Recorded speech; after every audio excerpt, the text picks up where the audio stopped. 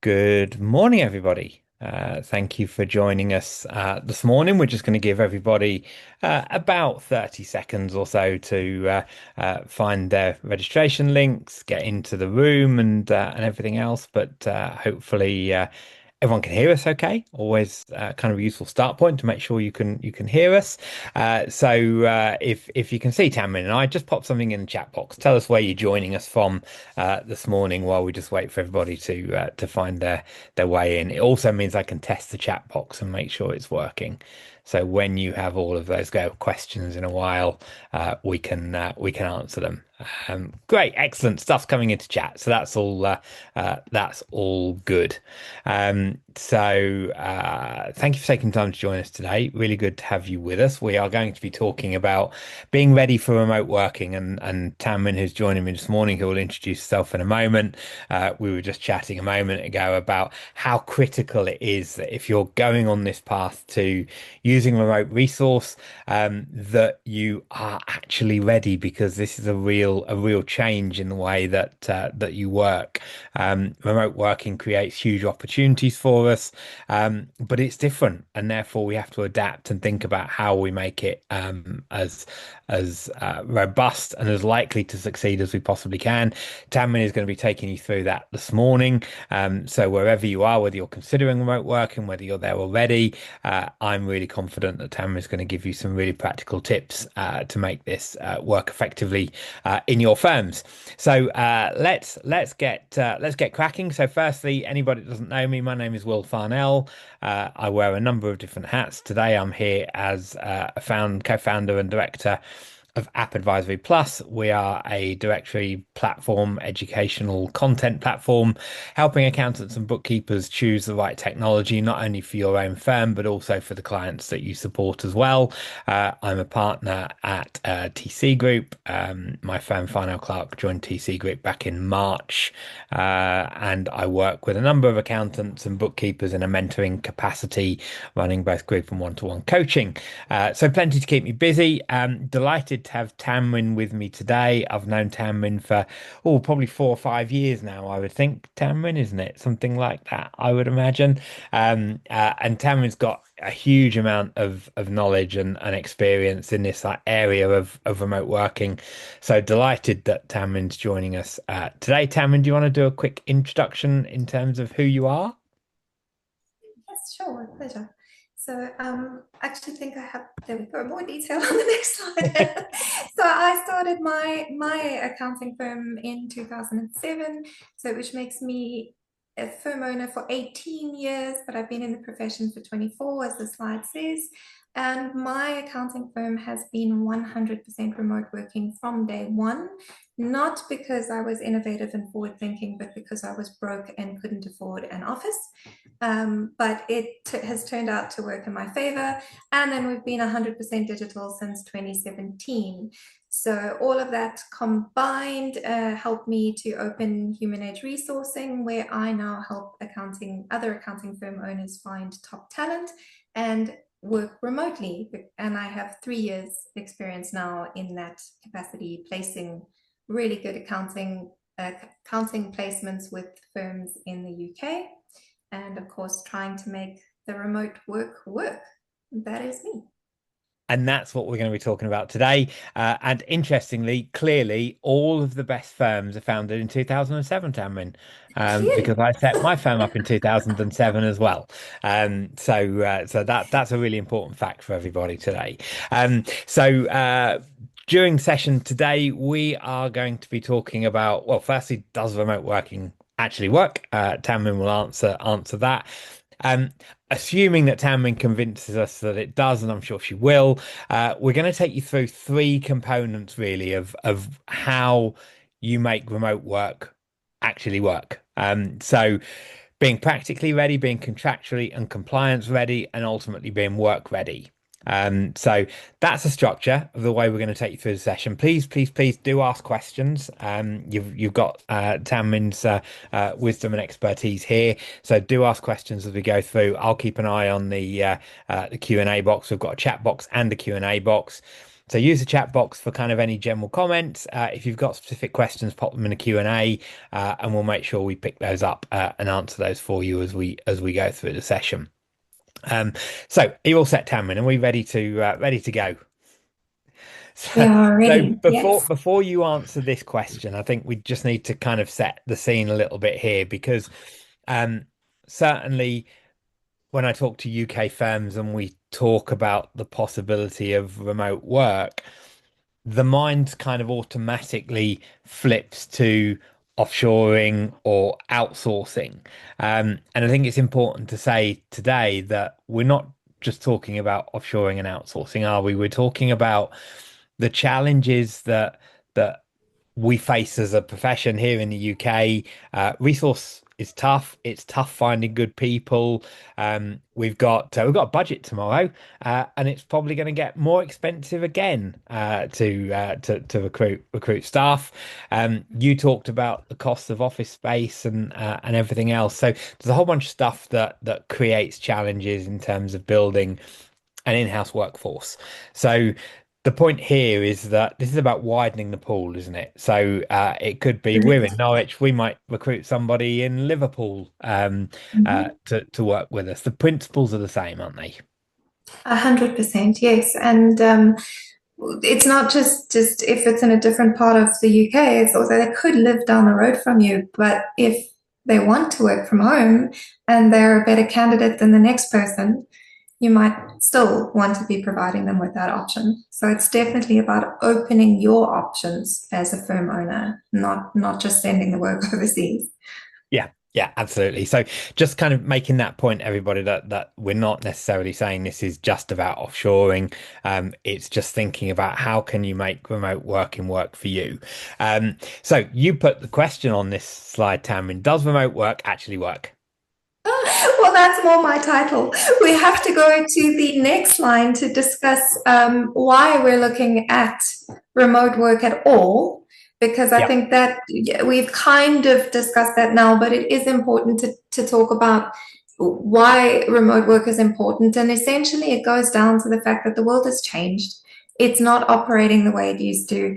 The COVID pandemic changed things a lot, in some ways good, in some ways bad. One of the most pervasive changes from our work perspective is that people got used to working at home. They got a taste for working at home, and many people want to stay working at home. So, on the left hand side of the slide, we have stats from a Forbes survey where a staggering 98% of employees actually want the option of remote work at least part of the time, if not all the time. 65% of hybrid employees actually want to be remote more often than they are. 57% would actually look for a new job if their employers force them to return to office.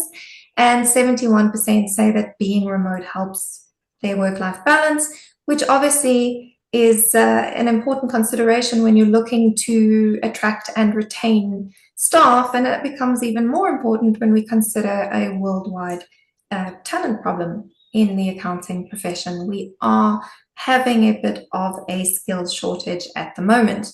And we've got more stats on the side about that, which I don't have to read to you. But essentially, we are battling to get good staff. UK firms in 2022, they had to turn down work because they didn't have enough staff to handle it. And they are, generally speaking, 22% understaffed. So this is why we're looking at the remote work and why it's important to make it work. So it's here to stay, which I think is the next slide. Will And just before we go on essentially. to that, I mean that 98% of employees want to work from home seems Mhm. seems astonishing. Well, I mean, what what it's what's the nine, what's the research? 98% of surveyed employees, which you can Okay. never really trust surveys 100%. That's stats for you. They can always work whichever way you want to make them work. Yeah. But yes, 98% of surveyed employees, and those are in professional industries. So some will be accounting, some will be law, some will be IT. Yeah. That spread of And I guess the personality. fact that it says want to work from home, it doesn't stipulate that they want to be 100% remote. This is just No. an element of choice and flexibility Yes. in terms of how we do this. Correct. Yes, yes. In Yeah. fact, quite a few of the 98% were happy with a hybrid option. They Okay. just wanted the ability to work from home, and it is like you just said, it's for flexibility. Yeah. Okay. Excellent. So next slide. So essentially, yes, remote workers are not your temporary fix. They are our future normal, especially in our profession. The accounting profession is particularly leaning towards wanting to work from home. Not every single one, obviously, but there is generalizing here. A lot of accountants are introverts. Yep. And introverts do tend to want to work in their own space, under their own rules, in their own time, without the distractions of an office. So you are finding a greater and greater uptake of remote working positions in the accounting industry specifically.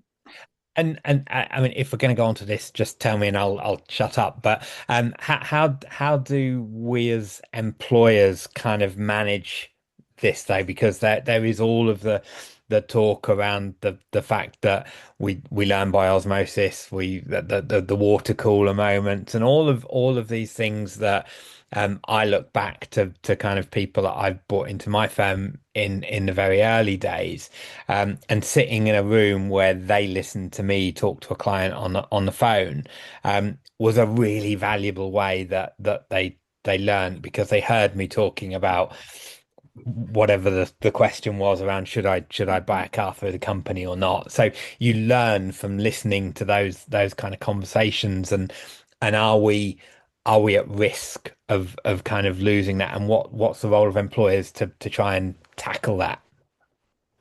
So, excellent question. You can actually, if you want to just go to the next slide, because before I'm getting into how if making remote work, we do want to look at pros and cons.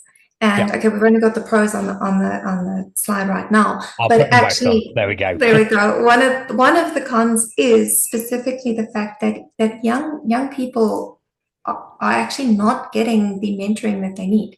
So if Yeah. you're entering the workforce for the first time and you do so in a remote capacity, it's actually detrimental for your experience as a professional. You're not learning how to operate in an office. You're not learning how to operate as a professional in a work environment.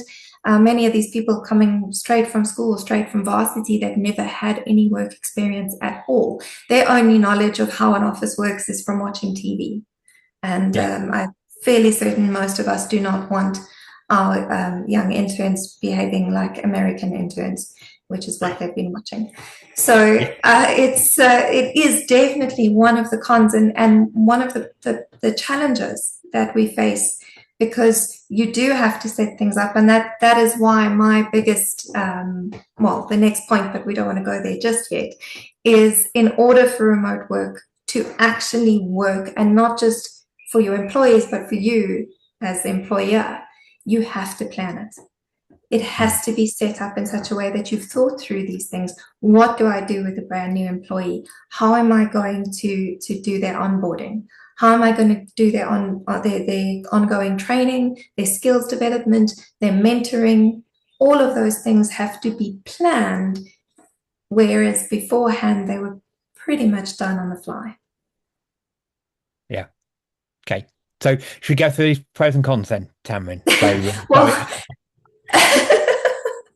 well, we can do them very. I mean, if we look at the left, I can give you a really good summary. Is that remote workers are on average more productive.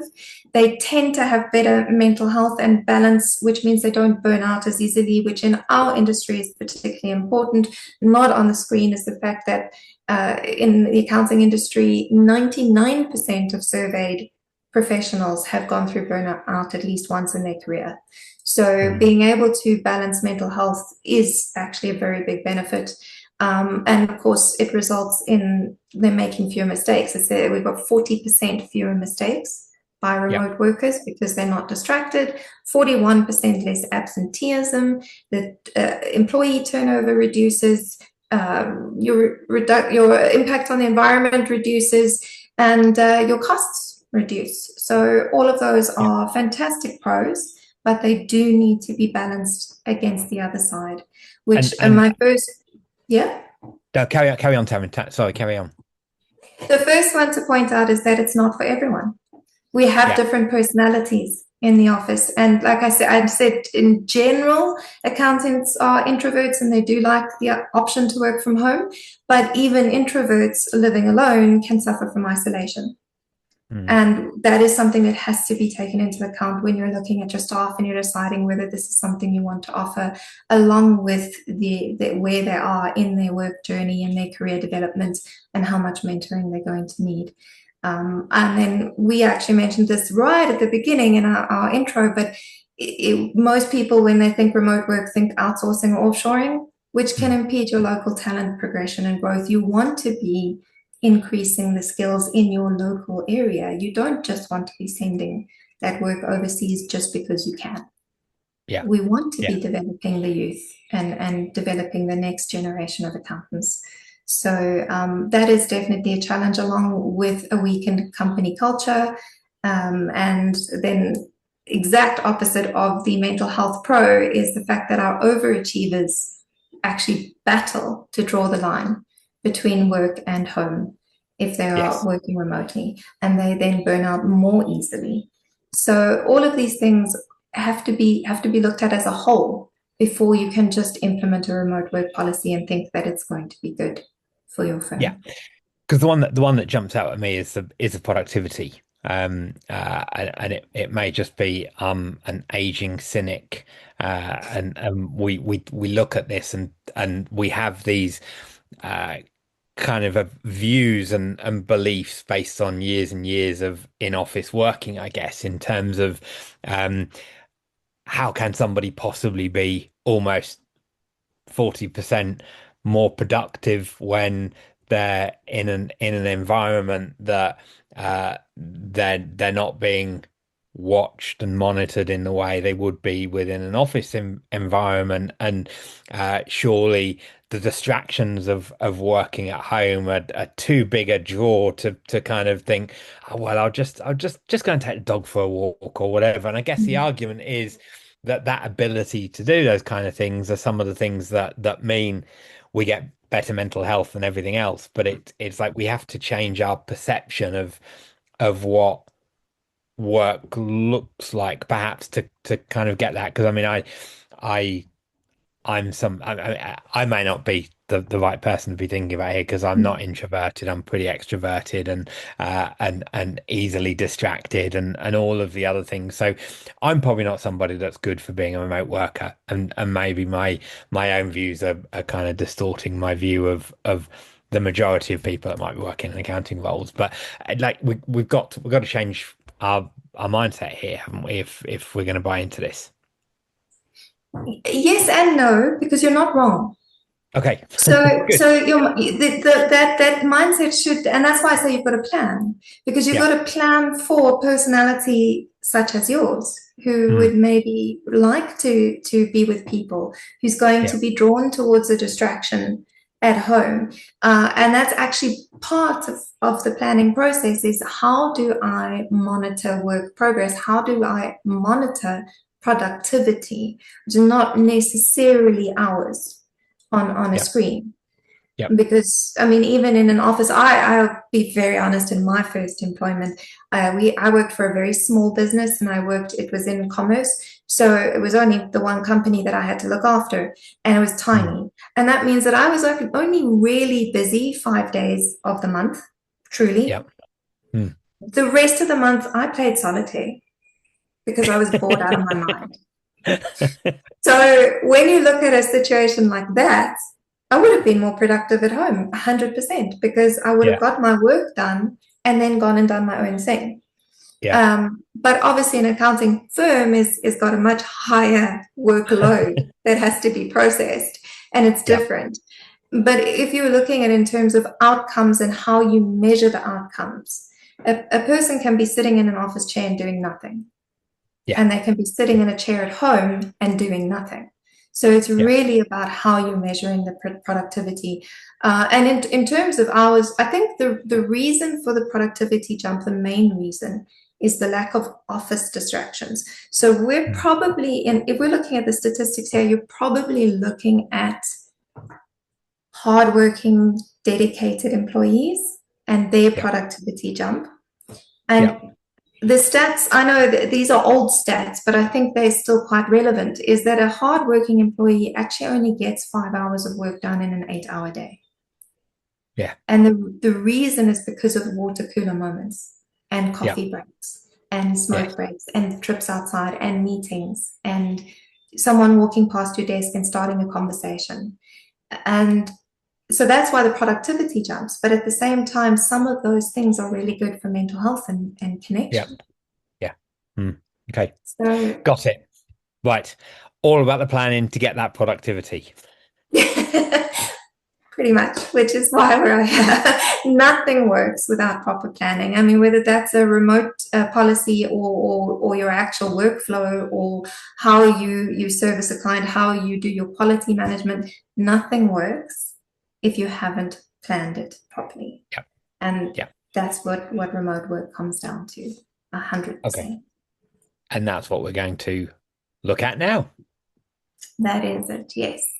So there are three aspects that we look at if we're going to help people get remote ready. It's the practical considerations, which are basically, do you have everything in place for your remote worker to physically do their job? That would be things like software and hardware and your cybersecurity issues and all the tools that they would need to do the job. Are you legally ready in terms of having a proper remote work policy? Have you got that covered in your employment contracts and your ways of working and all of those things? Are they legal? Are they following your labor laws? Do your employees understand them?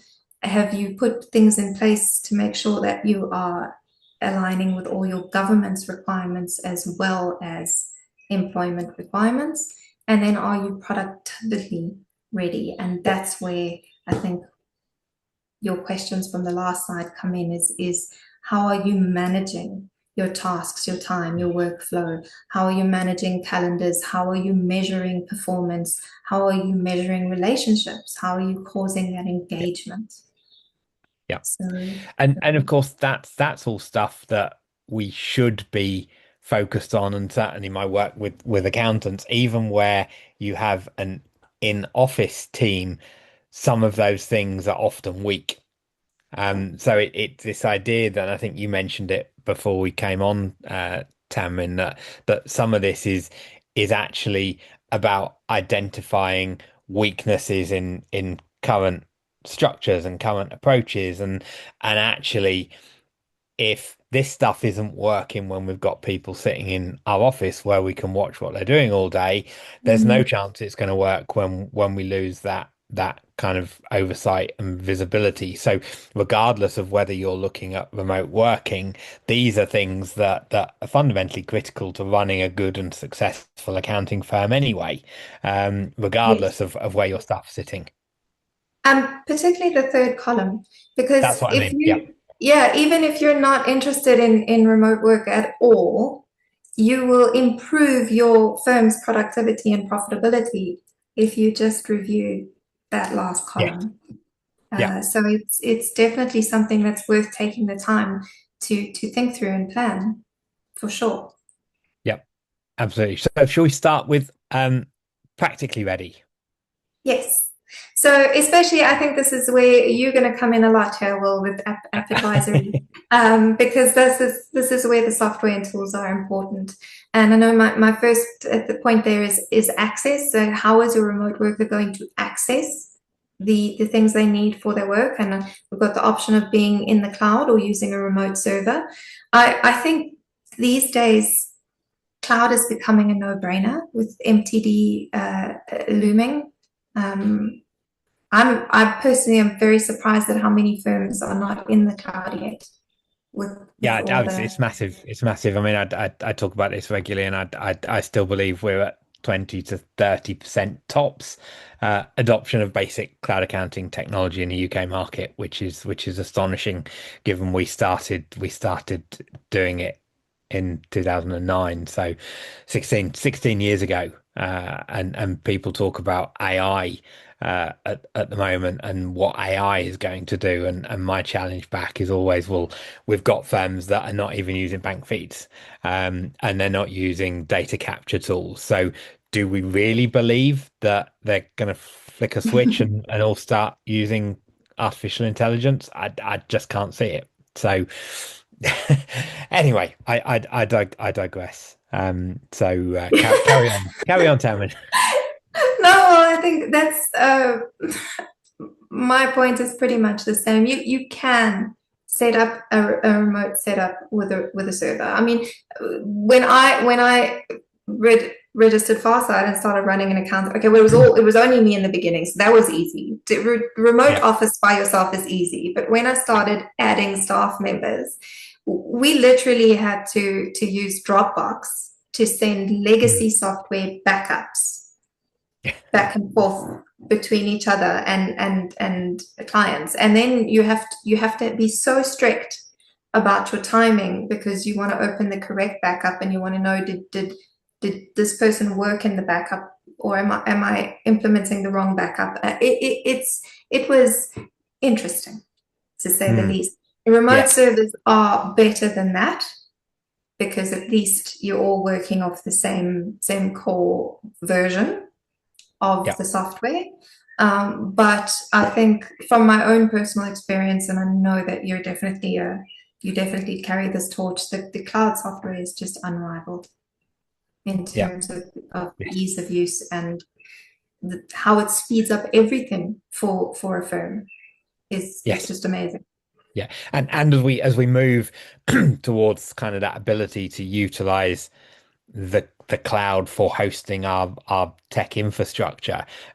You've got software in here, so that whole idea about remote working and visibility. So the days of the spreadsheets, I mean, even spreadsheets are slightly more workable as a solution now. You can put them on SharePoint, or on Google Docs or whatever, where multiple people can work on them in the same time. But the visibility around kind of practice management, so everybody's got access to that single client record almost, in terms of where do we hold everything that we have on a client in one place that's accessible by anybody Mm-hmm. wherever they are, wherever they're Mm-hmm. they're sitting.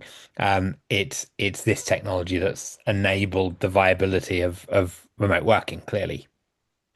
It absolutely it has in it, but it also ties into that third pillar and just if you're not even thinking of remote and how you run your firm, it's to be able to, even if you're all sitting in an office, if you all have access to that single client file, the single client history of conversations, who spoke to them last, what did you say, what did the client want, has the client complained about a specific thing more than once, so we all know not to send emails in, because they want to be phoned or whatever the case might be, that is something that I feel cloud technology has really made easy. And Yes. it just in general, if you're running an accounting firm, it's a very hard and stressful thing to run an Yeah. accounting firm. Yes. I know all of our attendees. I can't see a single one, and I know they're all nodding. It is hard and stressful to run an accounting firm, and anything that will make that simpler for you, anything that can give you that overview of what is happening with any staff member, with any client at any moment in time, that is powerful. That is Yeah. a really powerful simplification tool. And yes, it's made remote working a lot easier, but it just makes owning an accounting firm much easier. Yeah. So um, Yeah.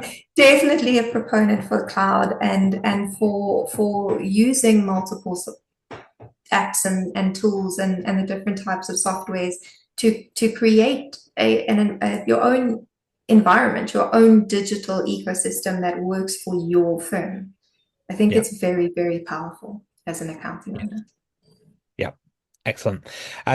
Got a question that probably relates to the third pillar. So we can either look at that now, Tamrin, or we can answer that when we get to the kind of the work ready? What's your preference? Uh, let's let's um, let's answer it now. Let's Okay, answer it now.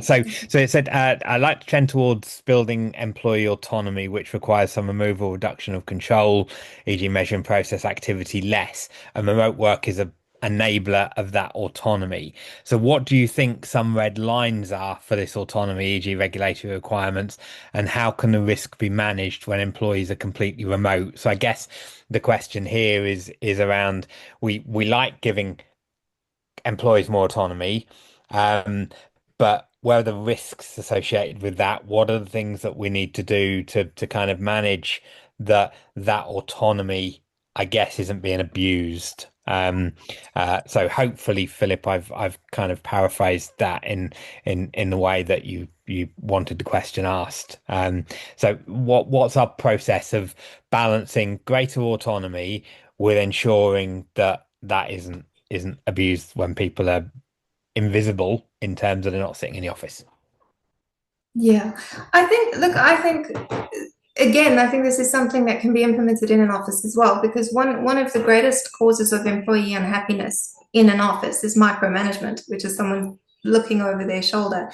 So you want to give autonomy either way without looking like you are running around with a checklist and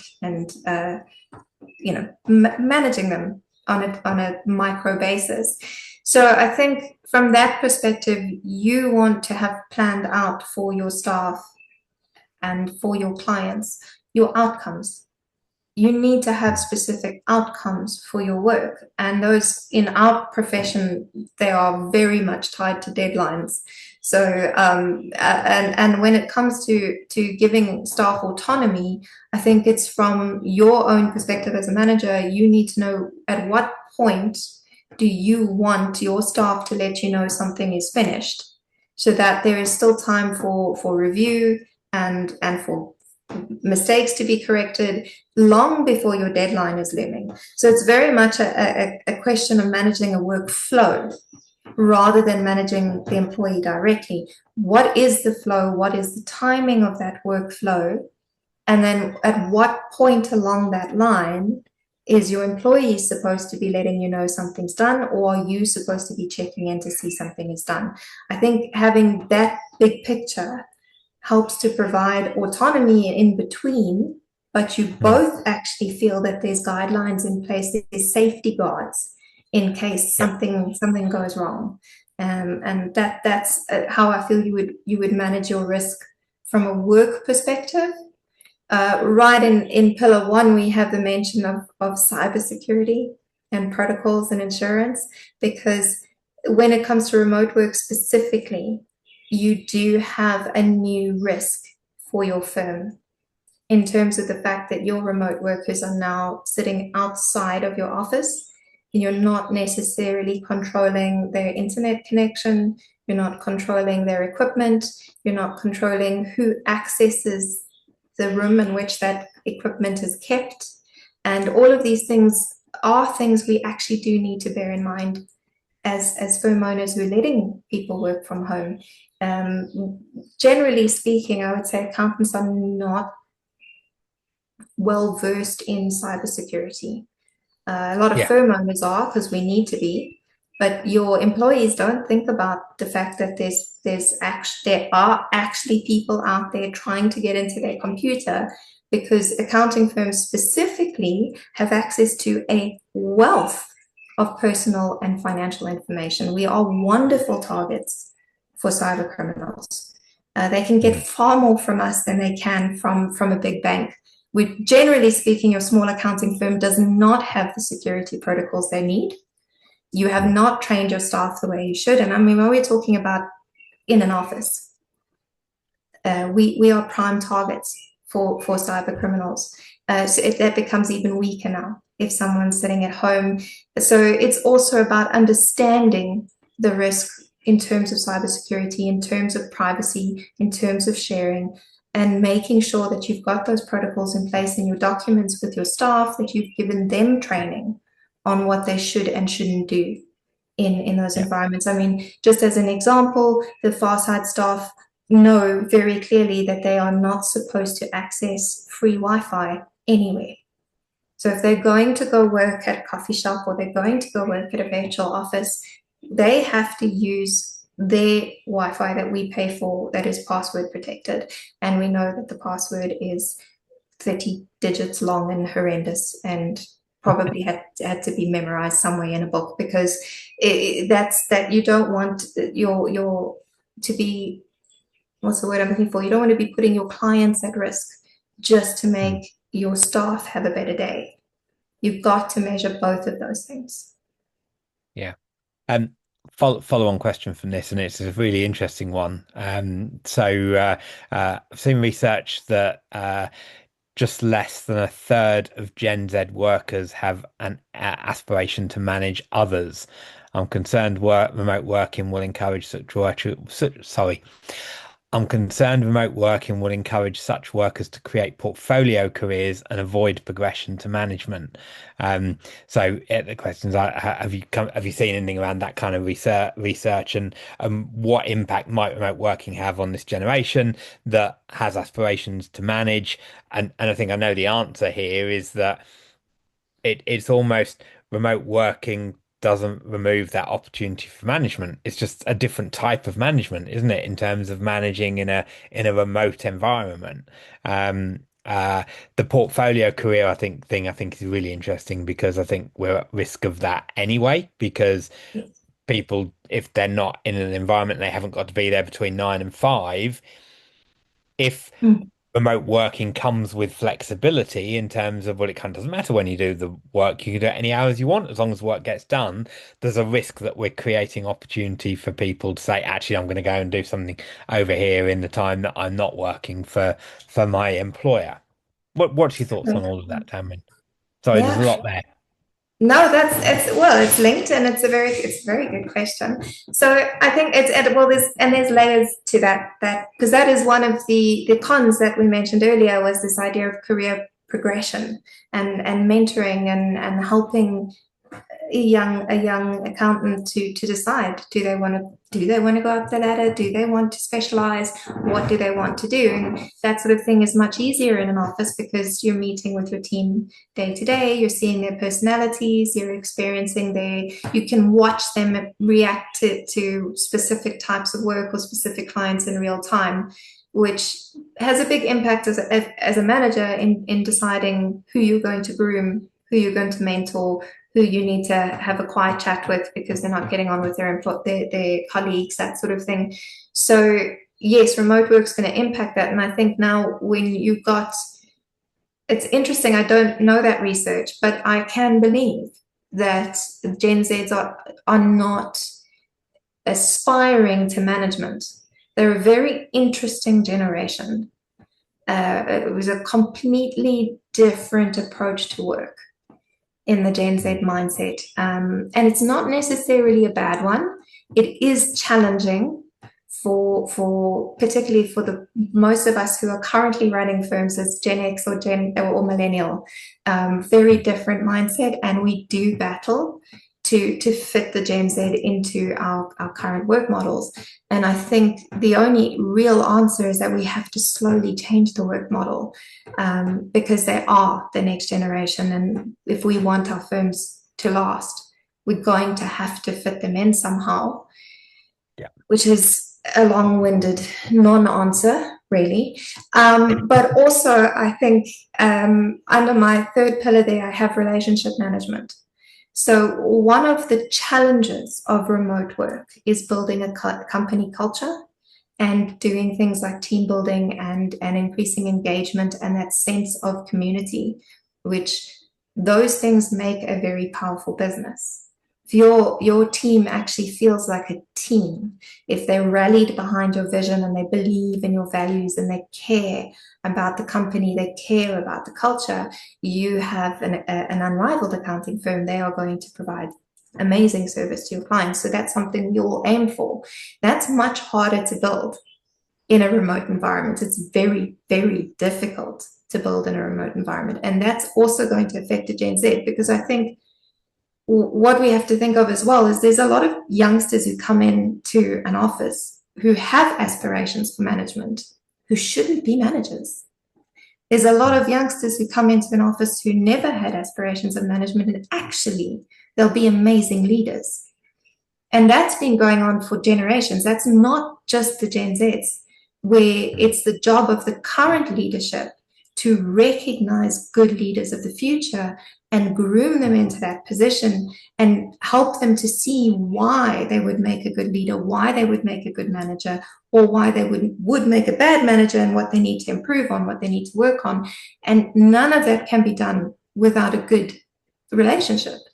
So you have Yeah. to build your relationships anyway. And again, it's although it's harder in a remote environment, it can be done if it's thought out and planned properly. If you realize this is something you need to do, and you actually do it proactively, because I think in offices it tends to happen more organically, and in some cases, as a result, we actually promote the wrong people because we haven't thought about who we should promote or why we're promoting.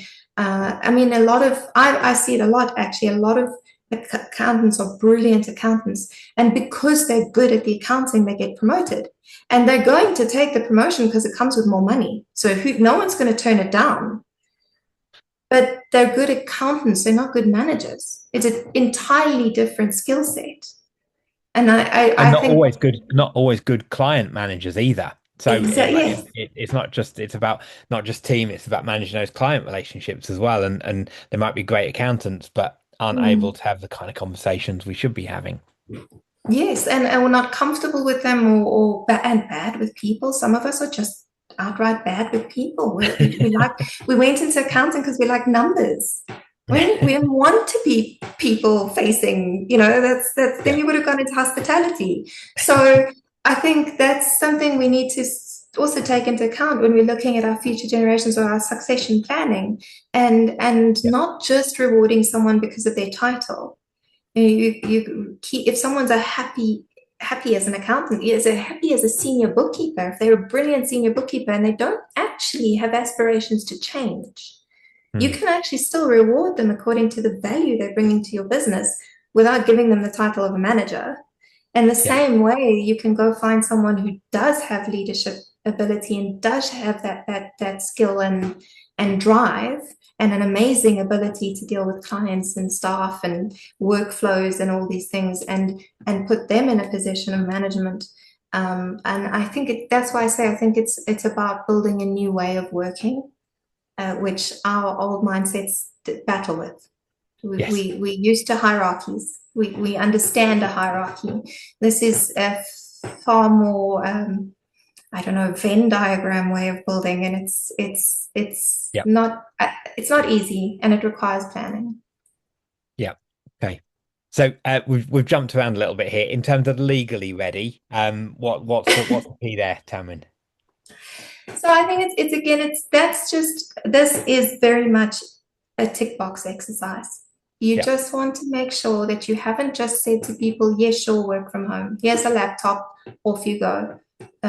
You need to make sure that their employment contracts stipulate what that means, if it's flexi hour or not. You can allow someone to work from home, but they must work between 8 and 5.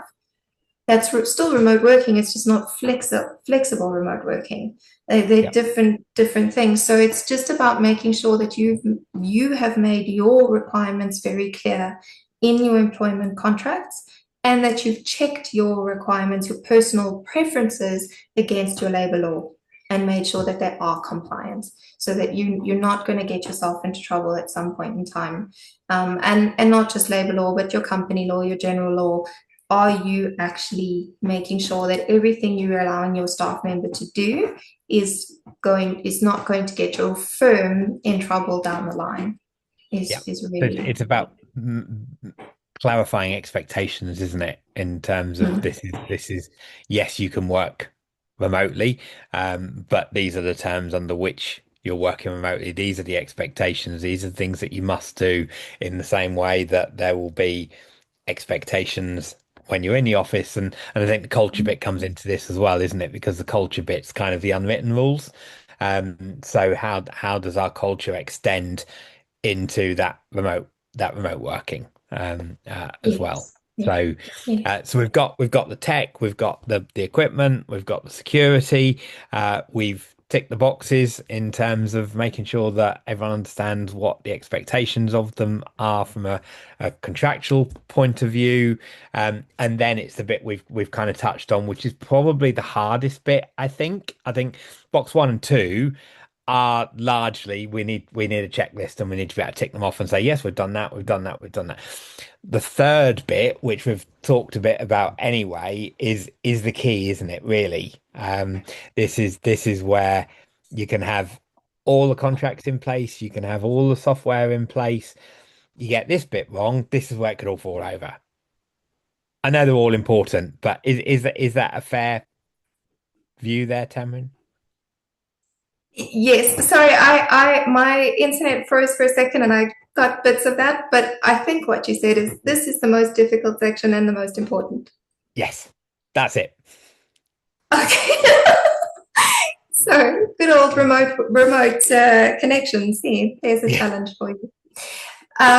But yes, this is definitely in terms of, but I think this is an area where, like we said earlier, you want to get this right for your firm, whether your staff are sitting in your office or yeah, they're sitting at home or they're sitting in another country, it doesn't actually matter. This is actually this last pillar is actually about building a firm. It's about your internal processes more than it's about remote work. yeah, And it's about how you enforce your quality standards, your expectations, your outcomes, and your profitability as a company. How are you actually making sure that you're achieving the outcomes that you want, not just for clients, but for yeah, you as the firm owner? So, yes, it's the most difficult, it's the most complex. And it takes the longest. It's going to take, in terms of when we're talking planning, this is the one that you really want to spend the time on. The others, like you say, are yeah, tick boxes. Are we going to provide a computer? Are we going to pay for internet connection? Who can we yeah. find someone who can train our staff in cybersecurity, procedures? These are tick Yeah. boxes. What This what one, are well, sorry, Tam, what are some of the practical things that firms should do in this section to increase the likelihood of success and achieving that improved productivity when you've got people working remotely? So what are kind of the top three things that firms should be doing when they're running a remote workforce? I think you absolutely need standard operating procedures. You can call them anything you want. They can be ways of working, staff manual, the internal textbook, but you need set ways of working that you have actually documented, that can be easily replicated, that any new person walking into your firm, you hand them or email them that set of procedures and they can do their job unhindered just Mm. by following those steps. I Yeah, think that's your first thing, absolutely, yeah, that you would need. And then you want to be able to assess those procedures against specific outcomes. So you need to also know what it is that you want your clients to experience. You need to know that. You need to know what a good result is, what an excellent result is for your clients. That needs to be a very clear picture that you present to your employees in terms yeah, of what is a happy customer. What does that mean? It's maybe it, depending on the firm, maybe it's just getting a return in on time. yeah, Where if you're a 100%, you're a bulk compliance firm, you've got 500 clients and you've just got to get tax returns in and they know this is what you are, then getting a return in on time is a happy client. That's your outcome. That's what all of these procedures need to work towards. But on the other side of it, you might be an advisory firm and a happy client is someone who's increased profit by 10% year on year yeah. because Mm. that's the outcome they're looking for. So you need to know that. You need to know what you consider to be a good job, a good result, And you've got to be able to tie that back to those SOPs, because the third thing you have to do is develop a monitoring system for yourself, for as a manager, Yeah. knowing what am I looking for at what time Mm. in Yeah. order to get that result using those steps. Excellent. Marvelous. Thank you for that. I'm conscious of time. So, in terms of the things that you can do to support people with this, Tamrin, what does that look like? How do you support current firms in terms of getting remote ready? Well, we have so the fourth little one there is support and assistance. We do have a remote ready package where we can run you through those pillars. We walk you through the checklists. It's probably about a 3 or 4 month process where we'll actually help you to do the tick box exercise, but also to think through the more complex side of things that we can do. And then we also do offer the offshoring and the outsourcing, which we obviously wanted to make very clear in the beginning. That's not what this webinar was about. But if you've decided that you don't want the hassle of finding staff and training and onboarding, but you would like them to become part of your team, we can find those for you as well. We do provide training along the lines of what makes a good remote worker. We provide training for firm owners on how to manage remote workers. It's all part of our offshoring and outsourcing packages. So that is, and it can be provided separately as well if you Yeah. just want the training. Excellent. Thank you, Tammin. If anybody has any questions, please pop them in the Q&A box for us. We've got a few minutes left to tackle any of those. Is a question here, Tammin? Is there a smallest amount of work, stroke number of people you recruit for a small and growing practice? Can you provide individuals working at less than full time? Yes. So essentially, when it comes to our offshoring service, what we're doing is we're finding you the team members you want. That's what we do. So we will manage them in terms of a labor law perspective, but they integrate into your company and they become your team member. And because of that, you can pretty much put your stipulations on that job. We will go find the exact person you are looking for to work under the guidelines that you want them to work for. So if that's a part-time employee, that's what we'll find you. If it's full-time, that's what we'll find you. If you want someone who's going to come in 3 days a week, that's what we'll find you. That is the offshoring option. Yeah. So this is very much about whatever it is you might be looking for as an in-house resource.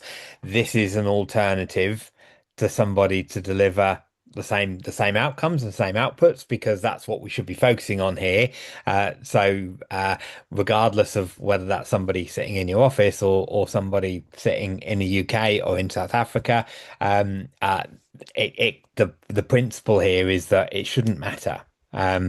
If you're Correct. clear on the inputs that you need to achieve particular outputs, then if you struggle to find somebody to work part-time in the UK, then this gives you a route to a dedicated member of a team, your team, for you to manage in whatever way you want to, but with the added advantage that Tammin is there to support with finding those people and managing those people almost from a Yeah. remote point of view as well. This is a point that Tammin can provide an element of that remote workforce management for you, and support you getting the most out of that resource. So that's a principle of this.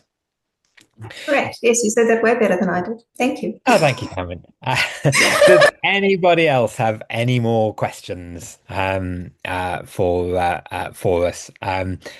Whilst you do, there's a couple of QR codes there for information, and I think there's another one popped up here. So let me do that. Do you have an optimal tech stack for, say, a small accounting practice with 5 staff, 50 clients?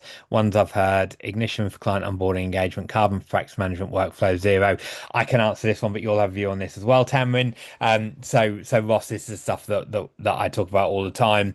Effectively, our system is we use Zero and Dext for our bookkeeping. We do daily bookkeeping for about 60% of our client base, and we're using Dex and Zero to do that.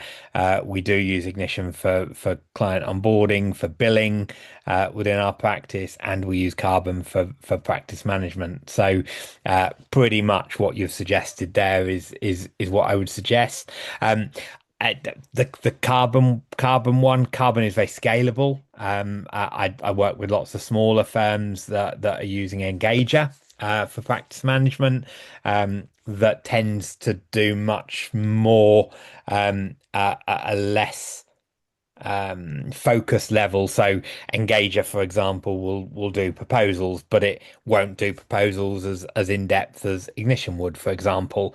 But it will give you a combined set of tools that will scale with you certainly to a reasonable level.